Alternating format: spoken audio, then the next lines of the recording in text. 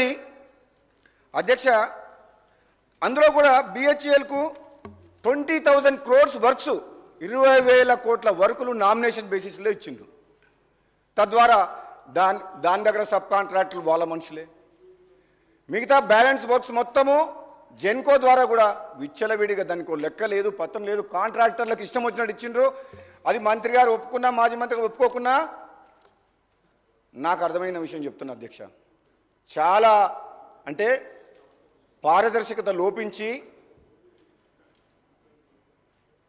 ఒక ప్రాసెస్లో, కరెక్ట్ ప్రాసెస్లో మాత్రం టెండర్ ప్రక్రియ జరగలేదు.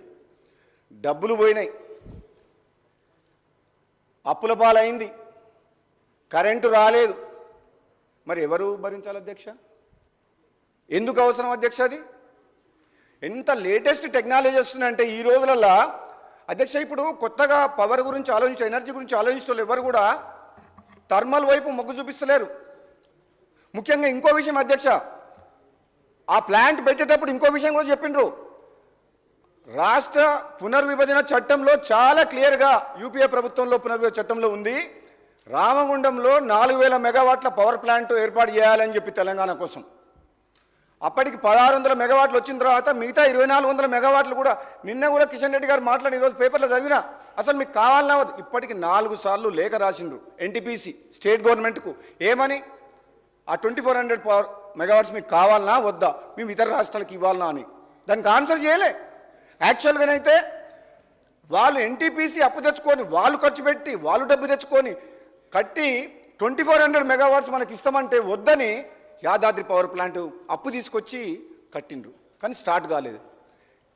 మన పునర్విభజన చట్టంలో ఉంది, మనకు పవర్ వస్తుంది, వాళ్ళ డబ్బుతో కడతామంటున్నారు, పవర్ సప్లై చేస్తామంటున్నారు, రామగుండం మైన్ ఏరియాలో ఉంది. ఇంత కష్టపడి ఇక్కడ యాదాద్రిలో కట్టాల్సిన అవసరం ఏముంది అధ్యక్ష? కొన్ని వేల కోట్లు ప్రజాధనము వృధాగా ప్రజల సొమ్ము పోయి వినియోగదారుల మీద, మన విద్యుత్ సంస్థలని నష్టాలు పోయి డోల్ డ్రమ్స్లో పడిపోతుంటే మాకు బాధ అనిపించదు అధ్యక్ష? చెప్పడం ధర్మం కదా అధ్యక్ష? మీ ద్వారా తెలంగాణ ప్రజలు కూడా ఒకసారి ఆలోచించాలి. ఆనాడు ఉన్న ముఖ్యమంత్రి ఏమనుకున్నాడో, ఈ రాష్ట్రానికి నేను రాజుని, నా తర్వాత నా కొడుకు, ఒక మోనార్కీ లాగా ఫీల్ అయిపోయిండు. ఎవరు మాట్లాడేది లేదు, నా నిర్ణయం ఫైనల్, మేము ఎవరి మీద డిపెండ్ కాము, మేము భారతదేశంలో అంతర్భాగం కాదు, ఇది తెలంగాణ రాజ్యానికి నేను రాజును అనే ఫీలింగ్లో నిర్ణయాలు తీసుకుండు.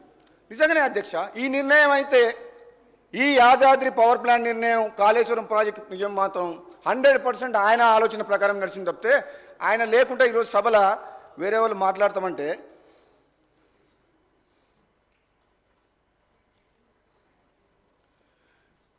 మరి ఇప్పుడు మాకు కూడా అనిపిస్తుంది అధ్యక్ష, సభలో ఉండాలి.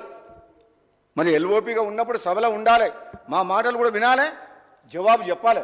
జవాబు చెప్పాల్సిన బాధ్యత ప్రతిపక్ష నాయకుడి హోదాలో ఉన్న కేసీఆర్ గారి మీద, మాజీ ముఖ్యమంత్రి గారి మీద ఉన్నది అధ్యక్ష. ఆయన తెలంగాణ ఉద్యమం ఉన్నప్పుడు మేము పార్టీలు వేరైనా, ఆనాడు పార్లమెంట్ సభ్యులుగా మేము అందరం కలిసి పార్లమెంట్ సభ్యులుగా తెలంగాణ కోసం కొట్లాడి ఆయన డైరెక్షన్లో కూడా పనిచేసాం అధ్యక్ష. తెలంగాణ రాష్ట్రం కోసం, తెలంగాణ ఉద్యమం కోసం కొట్లాడుతుందని చెప్పి అంత గౌరవం ఉండే. కానీ తెలంగాణ రాష్ట్రం ఇచ్చిన కాంగ్రెస్ పార్టీని కాదని తెలంగాణ ప్రజలు కేసీఆర్కి అధికారం కట్టబెట్టినా బాధపడలే అధ్యక్ష. కానీ ఈ 10 ఏళ్ల పాలనలో ఒక అహంకారపూరితంగా నిర్ణయాలు తీసుకు